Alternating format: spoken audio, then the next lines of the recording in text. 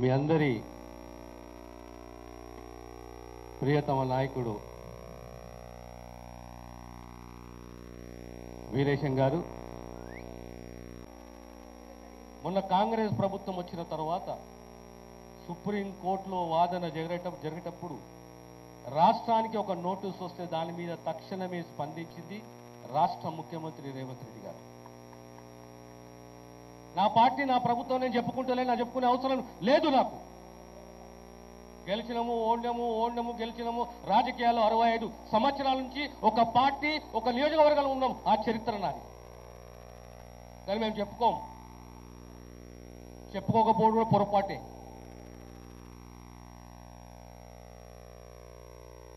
ముఖ్యమంత్రి గారు నన్నే స్వయంగా పిలిచి గౌరవ శాసన సభ్యులు ఎందరూ ఉన్నారు అందరూ తీసుకొని అలా నువ్వు పోవాలి ఢిల్లీకి, ఎంత పెద్ద అడ్వకేట్నైనా మేము భరిస్తాము, మన వాదన వినిపిస్తాము, సమాజంలో మొట్టమొదట ఈ ఉపకులాలకు మాదిగాసుకు న్యాయం చేయాలి, మనం ఏ కులానికి వ్యతిరేకం కాదు, కానీ సోషల్ జస్టిస్ బాబాసాహెబ్ అంబేద్కర్ కలగన్న సోషల్ జస్టిస్ రావాలంటే మనము నిర్ణయాలు తీసుకోవాలి, చరిత్రలో మనం మిగిలిపోవాలి.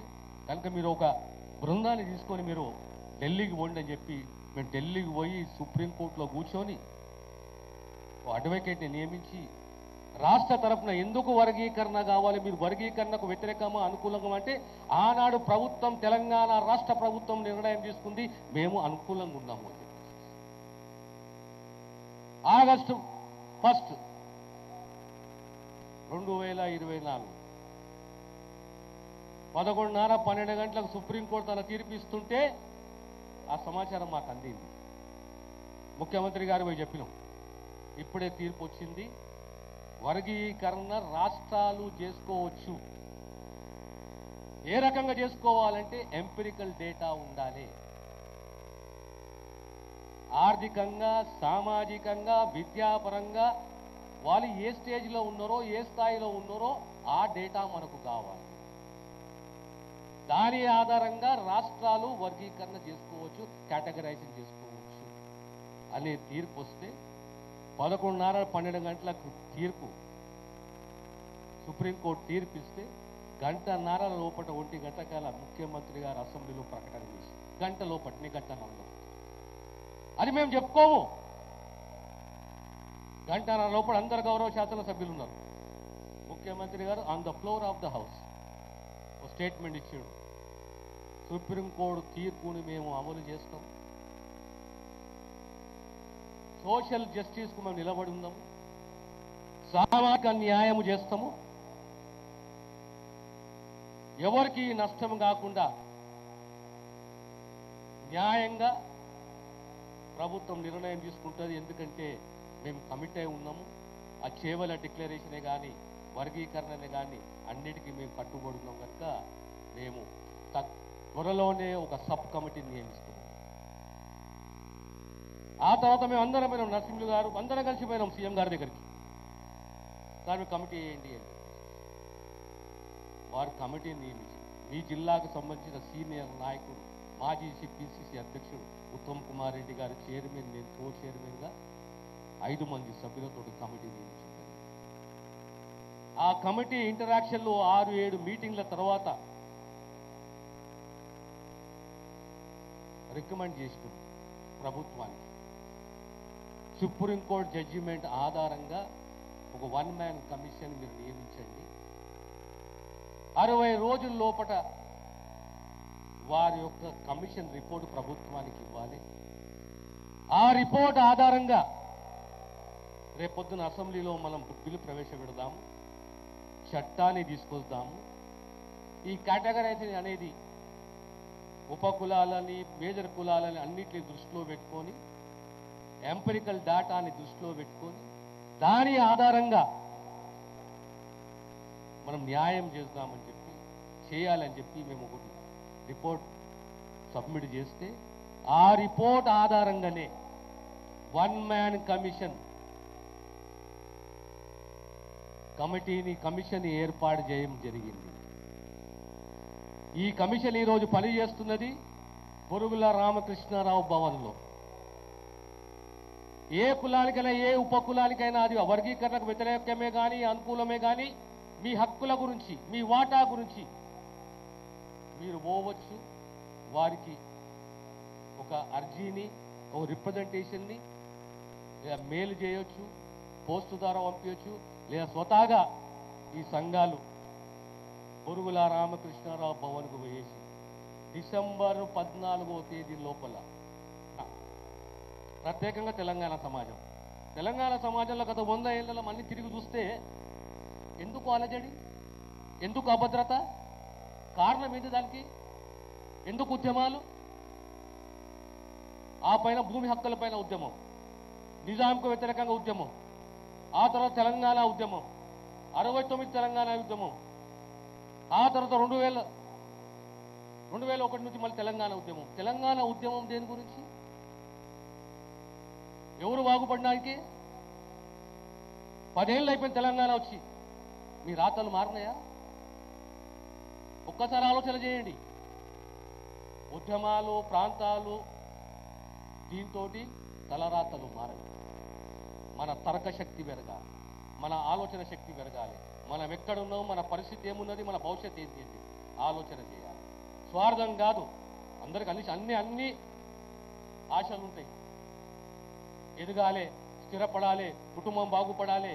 కానీ జాతిలో కూడా మేధావులు ఉండాలి, మేధస్సు ఉండాలి, తరక శక్తి పెరగాలి. ఇది నేను అడుగుతున్నాను, ఇది సబబా కాదా? నా భవిష్యత్ ఏంది, నా పిల్లల భవిష్యత్ ఏంది, నా స్థాయి ఏంది సమాజంలో, నేను ఇట్లెందుకున్నా, కారణం ఏంది అనేది మనం ఆలోచన. మీ అందరితోటి విజ్ఞప్తి ఒక్కటి, స్వభావము, ఆ భావన, ఆ సిద్ధాంతం ఉన్నవాడే ప్రజానాయకుడు. ఈ కాలంలో ఇలా అరుదైన నాయకత్వం తక్కువైంది, చాలా తక్కువైపోయింది నాయకత్వం.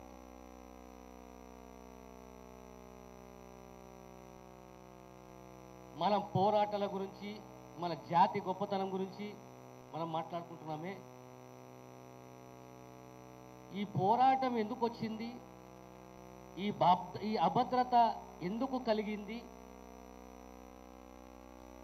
గత 100 సంవత్సరాల ప్రపంచ సిద్ధాంతాల చరిత్రలో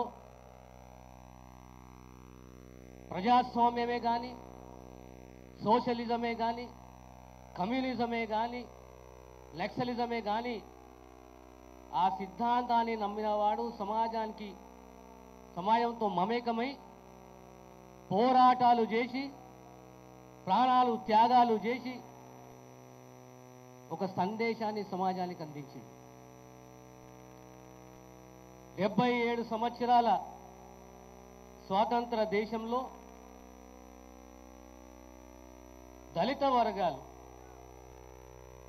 దళిత వర్గాలలో ఈ అభద్రత ఎందుకు వచ్చింది, దానికి కారణం ఏంటి? కారణాలు అనేకం. అందులో మనం అందరికీ తెలుసు, రిజర్వేషన్లు, వర్గీకరణ 30 సంవత్సరాల చరిత్ర అని చెప్పి. ఇది 30 సంవత్సరాల చరిత్ర కాదు, చాలా మందికి తెలియదు. ఇది 100 సంవత్సరాల చరిత్ర. చెప్పాలంటే చాలా చెప్పొచ్చు దీని చరిత్ర గురించి, చరిత్రలోకి పోదలుచుకోలేదు. కానీ ఈ విభేదాలు, ఈ అసమానతలు, ఈ అభద్రత, ఈ ఆవేశం ఎందుకు వచ్చింది, ఎందుకు వస్తున్నది, ఎందుకు కొనసాగుతున్నది? నరసింహులు గారు మంత్రిగా ఉండే ఆనాడు 1999లో వర్గీకరణ అనేది ఒకరి హక్కులు లాక్కోవడం కాదు, జనాభా ప్రాతిపదికన ఉన్న రిజర్వేషన్లో అన్ని కులాలకు, ఇది హోమోజీనియస్ కాదు. దళితులు అంటే ఒక్కో కులానికి ఒక సంప్రదాయం ఉంటుంది, ఒక చరిత్ర ఉంటుంది, ఒక అలవాటు ఉంటే, ఒక సంస్కృతి ఉంటుంది. కనుక ప్రధానంగా 2 కులాలు ఉంటే, మిగతా ఉప కులాలు ఉంటే, ఒక కులం ఈరోజు హక్కుల గురించి పోరాడుతున్నది ఒక కులానికి వ్యతిరేకం కాదు. కానీ ఈరోజు వేదిక మీద కూర్చున్న పెద్దలందరూ ఒక్కటి గుర్తుపెట్టుకోవాలి, మనం ఈరోజు రేపు పొద్దున విర్ర వీగితే చిన్న కులస్తుడు మన జాతుల్లో కూడా వాడు అభద్రతకు గురవుతాడు. మన కులహంకారం మనం చూపెట్టుకోకూడదు. మనం పెద్దలుగా ఉపకులాలు మాలగనే కానీ మాదిగనే కానీ ఉపకులాలను కాపాడుకునే బాధ్యత మన మీద ఉంటుంది. అది మన సిద్ధాంతం, అది మానవత్వం, అది సమానత్వానికి దారితీస్తుంది. నష్టపోయినాం, యథార్థం వాస్తవం, ఇది కాదంటలేదు నేను. ఆనాడు వర్గీకరణలో 4 సంవత్సరాల వర్గీకరణలో ఎంత లాభం వచ్చిందో అంటే మనకు రికార్డు ఉన్నది. అందులో ఉదాహరణ ప్రొఫెసర్ కాసిం గారే. కాసిం గారు ఒకరి హక్కు తీసుకోలేదు. తన వాటాలో తన టాలెంట్ తోటి ఒక ప్రొఫెసర్ స్థాయికి, ఆర్ట్స్ కాలేజ్ ప్రిన్సిపల్ స్థాయికి వచ్చింది. ఈరోజు మనం అడిగేది ఏంటి అంటే, అయ్యా మా వాటా మాకు ఇవ్వండి, మాతో సహా ఉపకులాల్లో కూడా వారి వాటా వారికి ఇవ్వండి. దామోదర్ రాజనరసింహని అడిగితే ఎక్కువ మీకు కనిపించాను కానీ కొంతమందికి అహంకారంగా కనిపిస్తుంది, కొంతమందికి ఆత్మగౌరవంగా కనిపిస్తుంది. అన్ని అవమానాలు వడ్డను. ఈ సమాజం అంత ఈజీగా నేను ఒప్పుకోదు, నేను అంగీకరించదు. కానీ అంగీకరించాలని మాత్రాన నువ్వు బానిస అయ్యే అవసరం లేదు. నీకు సిద్ధాంతం ఉండాలి. వాళ్ళ అహంకారం అనుకున్నా నువ్వు ఆత్మగౌరవంతో బతకాలి. ఆ ఆత్మగౌరవమే చాలా ఇంపార్టెంట్, చాలా ముఖ్యమైనది. స్టేజ్ మీద మాట్లాడేది ఒకటి, స్టేజ్ కింద దిగిన తర్వాత మాట్లాడేది ఒకటి కాదు. నీ ఒరిజినల్ క్యారెక్టర్ నీకు ఉండాలి. ఈరోజు ఇంత పెద్ద సభను ఇంత విజయవంతంగా వీరేశం తీసుకొచ్చిండు అంటే అది ఓ క్యారెక్టర్, అదో సిద్ధాంతం, అదో ఆదర్శం. కానీ మన పెద్దలు త్యాగాలు, తెగింపు, కానీ అంకిత భావంతో త్యాగంతో ముందుకొచ్చి ఈరోజు వారిని మనం స్మరించుకుంటాం, గుర్తించుకుంటాం. ఈ వర్గీకరణ మీద మళ్ళీ 2004లో కోర్టు అంగీకరించకపోతే మళ్ళీ పోరాటం. మొన్న కాంగ్రెస్ ప్రభుత్వం వచ్చిన తర్వాత సుప్రీంకోర్టులో వాదన జరిగేటప్పుడు రాష్ట్రానికి ఒక నోటీస్ వస్తే దాని మీద తక్షణమే స్పందించింది రాష్ట్ర ముఖ్యమంత్రి రేవంత్ రెడ్డి గారు.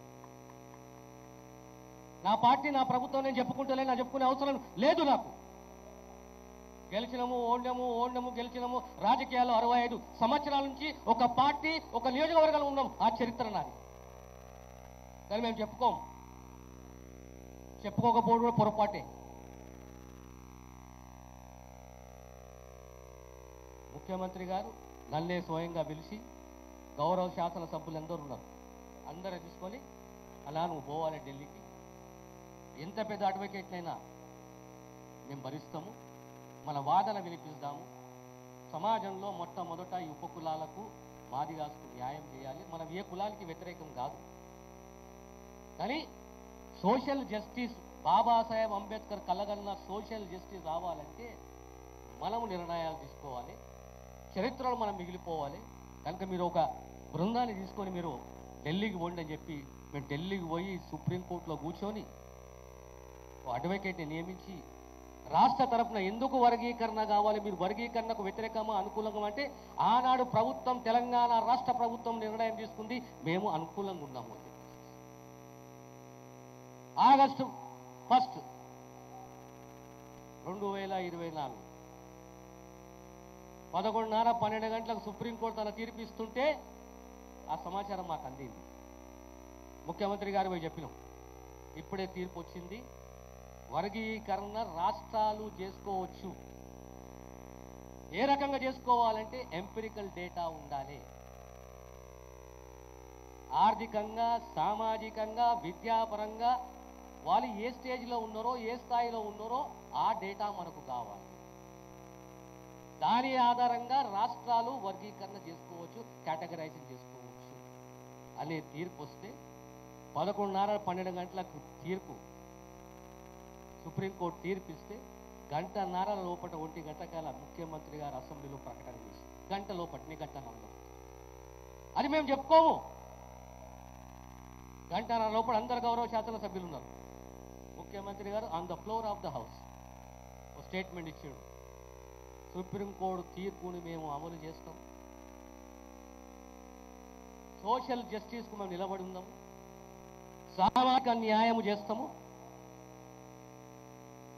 ఎవరికి నష్టం కాకుండా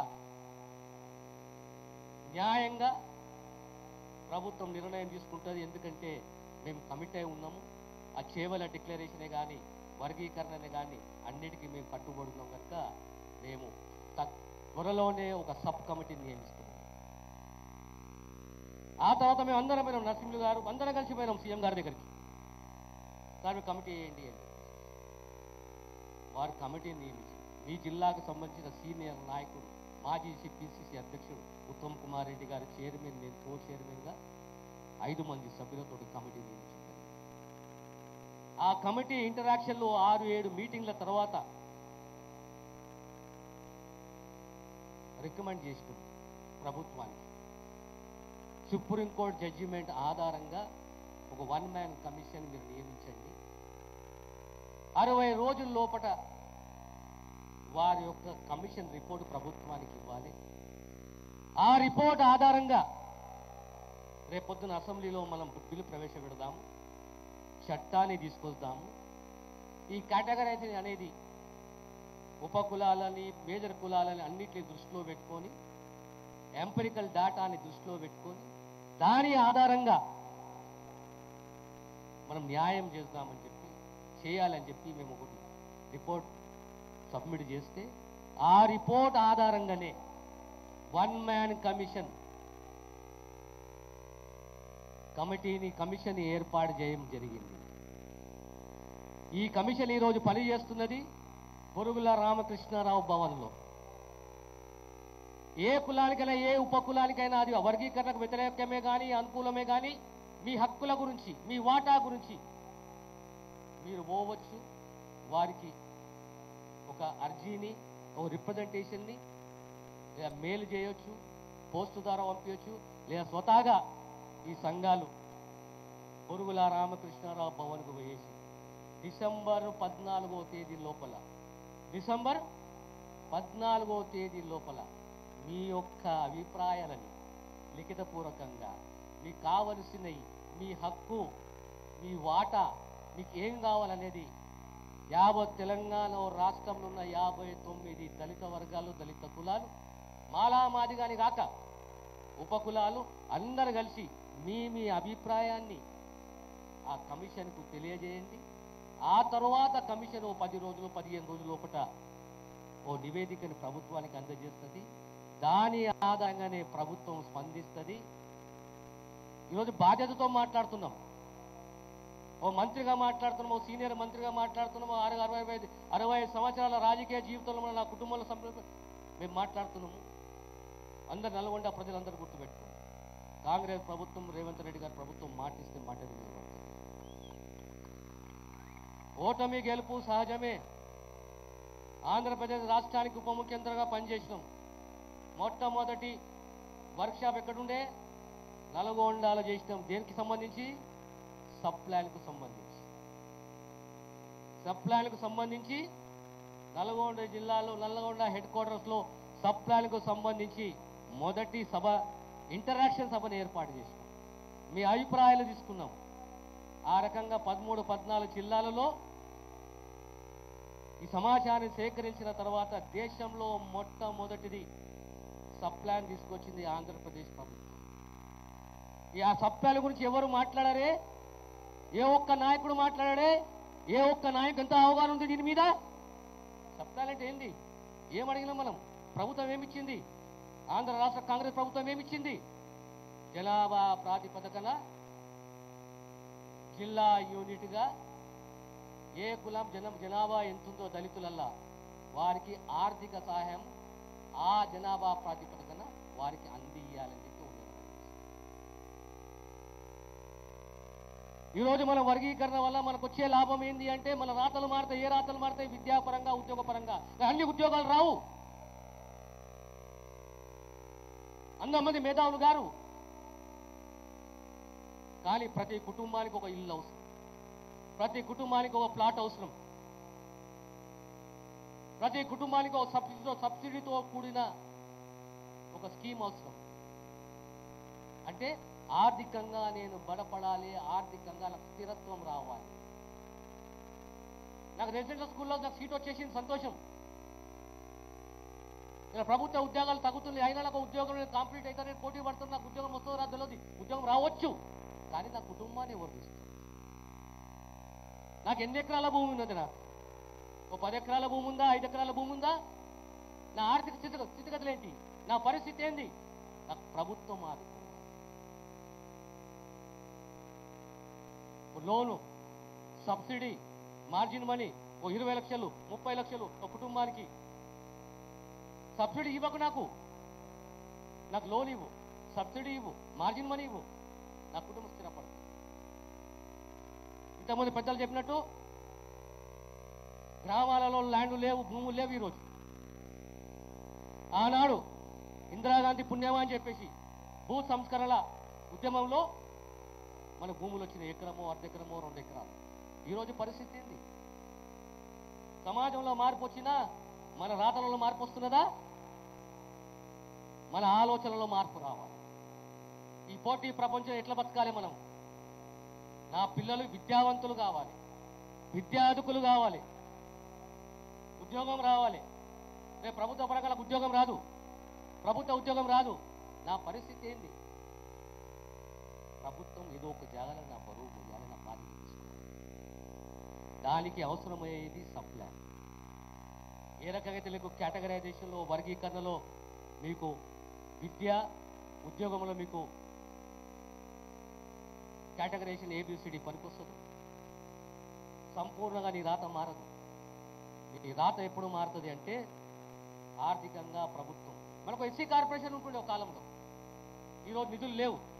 ఒక కాలంలో ఎస్సీ కార్పొరేషన్ ఉంటుండే, ఓ 50,000 మంజూరు అయితే మనకు కనీసం ఒక 25,000 సబ్సిడీ వస్తుంది, ఓ 5,000 మార్జిన్ మనీ, ఓ 15,000 లోన్. ఈరోజు పరిస్థితి ఏంది? ఆనాడు 2013లో సబ్ ప్లాన్ తీసుకొచ్చే ఇప్పటి వరకు సబ్ ప్లాన్ పైన ఎవరు మాట్లాడరే? సబ్ ప్లాన్ మన జాతికి సంబంధం లేదా? సబ్ ప్లాన్ దళితులకు సంబంధం లేదా? సబ్ ప్లాన్ గిరిజనులకు సంబంధం లేదా? ఆనాడు కాంగ్రెస్ ప్రభుత్వం వర్గీకరణ కట్టుబడింది, కాంగ్రెస్ పార్టీ కట్టుబడింది. ఈనాడు కూడా కాంగ్రెస్ పార్టీ కట్టుబడి. ఈరోజు ఎవరు మాట్లాడరే 1 మ్యాన్ కమిషన్ గురించి? ఎంతమంది తెలిసి 1 మ్యాన్ కమిషన్ వచ్చిందని చెప్పేసి? ఇవాళ జ్యుడిషియరీ కమిషన్ ఏర్పాటు చేసినాము. 14 డిసెంబర్ లోపల మీ అభిప్రాయాలు చెప్పండి. ఆ కమిషన్ నివేదిక ఆధారంగా రేపు పొద్దున ప్రభుత్వం నిర్ణయం తీసుకోబోతుంది, రేవంత్ రెడ్డి గారి ప్రభుత్వం. మనం ఈరోజు మన ముఖ్యమంత్రి గారు ప్రశంసించుకోవాలి. ఎందుకు అంటే సుప్రీంకోర్టు జడ్జిమెంట్ వచ్చిన 2 గంటల లోపల మీకు అసెంబ్లీలో ఆ ధైర్యంగా ఆ కమిట్మెంట్ తోటి ప్రకటన చేసింది. అయినా మనకు అనుమానాలే. ఈరోజు గ్రూప్ 2 పోతుంది, గ్రూప్ 3 పోతుంది, గ్రూప్ 1 పోతుంది అని చెప్పి సుప్రీంకోర్టు జడ్జిమెంట్ ముంగట వచ్చిన నోటిఫికేషన్ వేరు. ఆనాడు ముఖ్యమంత్రిగా చెప్పారు, భవిష్యత్తులో నోటిఫికేషన్ ఇవ్వము, వర్గీకరణ తర్వాతనే చేస్తాము అని చెప్పేసి. దాన్ని ప్రస్తావించమే ఈరోజు, దాని గురించి మాట్లాడమే ఈరోజు. నేను ఈ జాతికి చెందినోనే, ఈ సమాజానికి చెందినోనే. ఆ పోరాట పటిమ ఉన్నది, ఆ తెగింపు ఉన్నది, ఆ సిద్ధాంతం ఉన్నది. ఓటమి చూసినోనే, గెలుపు చూసినోనే. రాజకీయం కొత్త కాదు నాకు, కానీ ఒక కమిట్మెంట్ ఉండాలి. ప్రతి నాయకునికి ఒక కమిట్మెంట్ ఉండాలి, ఒక ఐడియాలజీ ఉండాలి, సిద్ధాంతం ఉండాలి. ఎస్, మన జాతులలో అమాయకత్వం ఉంటుంది, ఇది యథార్థం. ఉద్వేగాలు ఉంటాయి, యథార్థం. ఆవేశం ఉంటుంది, యథార్థం. కానీ కొద్దిగా మూర్ఖత్వం కూడా మనకు ఉంటుంది. ఆ మూర్ఖత్వంలోకి వెళ్ళి బయటికి రావాలి, ఆవేశాలకు వెళ్ళి బయటికి రావాలి. మన ఆలోచన శక్తి పెరగాలి. ప్రజాస్వామ్యంలో ఇన్ని ఎలక్షన్స్ మనం ఎంతమంది గమనించినాము, ఎంతమంది అధ్యయనం చేస్తున్నాము? ఈ ప్రజాస్వామ్యంలో నాకు ఓటు ఉన్నది, రేపొద్దున ఈ ఫలానా పార్టీకి ఫలానా వ్యక్తికి నేను ఓటేస్తాను, ఈ ఓటేస్తే రేపొద్దున 5 ఏళ్ళు నా కుటుంబ జీవితము, నా రాత, నా భవిష్యత్తు, నా నడవడిక అంతా ఆ నాయకుని చేతిలో పెడుతున్నా, ఆ పార్టీ చేతిలో పెడుతున్నా అని చెప్పి ఎంతమంది జాగ్రత్త పడతాము? ఆ ఆలోచన మనకు ఉండదు. ఆలోచన పెరగాలి. ప్రపంచంలో ఏ సమాజమైనా, ప్రత్యేకంగా తెలంగాణ సమాజం, తెలంగాణ సమాజంలో గత 100 ఏళ్లలో మళ్ళీ తిరిగి చూస్తే ఎందుకు అలజడి, ఎందుకు అభద్రత? కారణం ఏంటి దానికి? ఎందుకు ఉద్యమాలు? ఆ పైన భూమి హక్కుల పైన ఉద్యమం, నిజాంకు వ్యతిరేకంగా ఉద్యమం, ఆ తర్వాత తెలంగాణ ఉద్యమం, 69 తెలంగాణ ఉద్యమం, ఆ తర్వాత 2001 నుంచి మళ్ళీ తెలంగాణ ఉద్యమం. తెలంగాణ ఉద్యమం దేని గురించి? ఎవరు బాగుపడడానికి? 10 ఏళ్ళు అయిపోయింది తెలంగాణ వచ్చి. మీ రాతలు మారినాయా? ఒక్కసారి ఆలోచన చేయండి. ఉద్యమాలు, ప్రాంతాలు, దీంతో తలరాతలు మారాయి. మన తర్క శక్తి పెరగాలి, మన ఆలోచన శక్తి పెరగాలి. మనం ఎక్కడున్నాం, మన పరిస్థితి ఏమున్నది, మన భవిష్యత్తు ఏంటి ఆలోచన చేయాలి. స్వార్థం కాదు. అందరికి అన్ని ఆశలు ఉంటాయి. ఎదగాలి, స్థిరపడాలి, కుటుంబం బాగుపడాలి. కానీ జాతిలో కూడా మేధావులు ఉండాలి, మేధస్సు ఉండాలి, తర్క శక్తి పెరగాలి. ఇది నేను అడుగుతున్నాను. ఇది సబబా కాదా? నా భవిష్యత్ ఏంటి, నా పిల్లల భవిష్యత్ ఏంటి, నా స్థాయి ఏంటి సమాజంలో, నేను ఇట్లెందుకున్నా, కారణం ఏంటి అనేది మనం ఆలోచన. మీ అందరితోటి విజ్ఞప్తి ఒక్కటి, ఇది నిరంతర ప్రక్రియ. ఈ పోరాటం అనేది నిరంతర ప్రక్రియ, కొత్త కాదు. కానీ మనలో మార్పు రావాలి. ఒక్కసారి మీరు అధ్యయనం చేయాలి. అన్నిట్లో పెద్ద రాష్ట్రం ఏది? ఉత్తరప్రదేశ్. అవునా? దేశంలో అన్నిట్లో పెద్ద రాష్ట్రం ఏది? అన్నిట్ల కులతత్వమే కానీ మతతత్వమే కానీ పరాకాష్ఠకు చేరిన రాష్ట్రం ఏది? ఉత్తరప్రదేశ్. ఉత్తరప్రదేశ్ లాంటి రాష్ట్రంలో ఒక దళిత ముఖ్యమంత్రి అయిందంటే ఏ కారణాలతో అయింది? దాని వెనుక ఉన్న శక్తి ఏంది? కారణం ఏంటి? అంటే నీకు ఒక్క నాయకుడే కాదు, సాంస్కృతిక నాయకుడు రావాలి, ఒక కల్చరల్ మార్పు రావాలి. ఆ కల్చరల్ మార్పు అనేది నీకు ధైర్యాన్ని, స్థైర్యాన్ని ఇవ్వాలి. ఎప్పుడైనా మీరు ఆలోచన చేసిరా? ఓ కాంశీరామ, ఒక మాయావతి యూపీని పరిపాలించారు, ఏ రకంగా పరిపాలించారు ఆలోచన చేసిరా? ఈరోజు రాజకీయాలు మాట్లాడతానండి. అక్కడ సమాజంలో ప్రభుత్వ హక్కు నుంచి మాట్లాడుతున్నా. ఏ రకంగా ఉత్తరప్రదేశ్లో 3 సార్లు దళిత ముఖ్యమంత్రి అయింది. దీనికి కారణం ఏంటి అంటే ఒక్క ఐడియల్. ఆ ఐడియలే రవిదాస్ మహారాజ్. ఎంతమంది తెలుసు రవిదాస్ మహారాజ్ చరిత్ర? తెలియదు మనకే.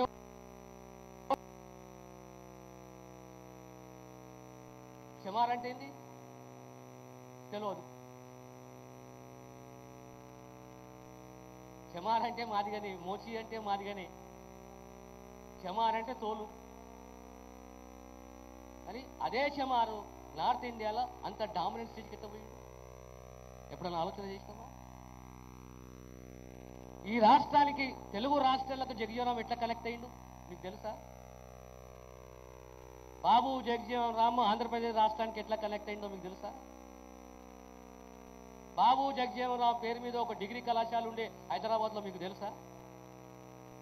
ఎంతమంది తెలుసు? తెలియదు. అన్నిట్లో సౌత్లో, బీహార్లో పుట్టి పెరిగిండు, పెద్ద యోధుడు, ఉప ప్రధాని. జగజీవన్ రామ్కు హైదరాబాద్కు ఆంధ్రప్రదేశ్కు సంబంధం ఏంది? ఆనాడు 70వ దశకంలో జగజీవన్ రామ్ పేరు మీద డిగ్రీ కళాశాల ఉండడం ఏంది? 74, 73, 74లో బాబు జగజీవన్ రామ్ పేరు మీద డిగ్రీ కళాశాల ఉండడము,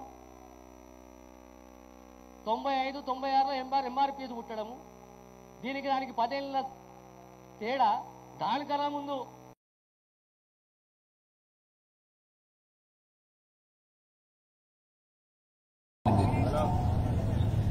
మనం కాపాడుకోవాలి. మన కులాన్ని చూసి మన విరవిగొద్దు, ఇంకొక కులాన్ని మన పేరు పెట్టి తిట్టకూడదు. అది మంచిది కాదు, అది మన సంస్కృతి కాదు, అది సభ్యత కాదు. మన వాటా మనం అడుగుతున్నాం. మన నష్టం జరిగింది. ఆ నష్టం కొత్తగా కాదు, ఏనాటి నుంచి మనకు నష్టం జరుపుకుంటూ వచ్చింది. నేను ఇట్లున్నా, నేను అట్లున్నా, నేను ఇట్లున్నా అంటే అది పని చేయదు. అది రాజకీయం కాదు, అది శత్రుత్వానికి దారితీస్తుంది, అది అసహ్యానికి దారితీస్తుంది, అది ద్వేషానికి దారితీస్తుంది. అది రాజకీయం కాదు, అది ప్రజానాయకుడి లక్షణం కాదు. సమాజం మనది.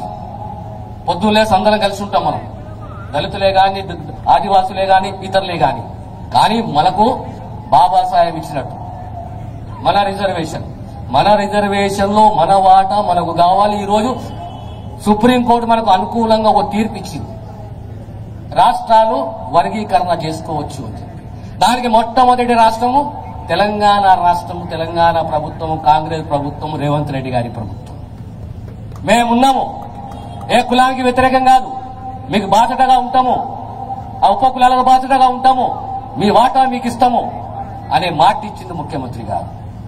కనుక రేపు డిసెంబర్ 14వ తేదీ లోపల తెలంగాణ రాష్ట్రంలో ఎన్నైతే రిజిస్టర్ సంఘాలు ఉన్నాయో, విద్యావంతులున్నో, విద్యార్థులున్నో, ప్రొఫెసర్లు ఉన్నారో, ఎవరున్నా మీ అభిప్రాయాన్ని లిఖితపూర్వకంగా కమిషన్కి ఇవ్వండి.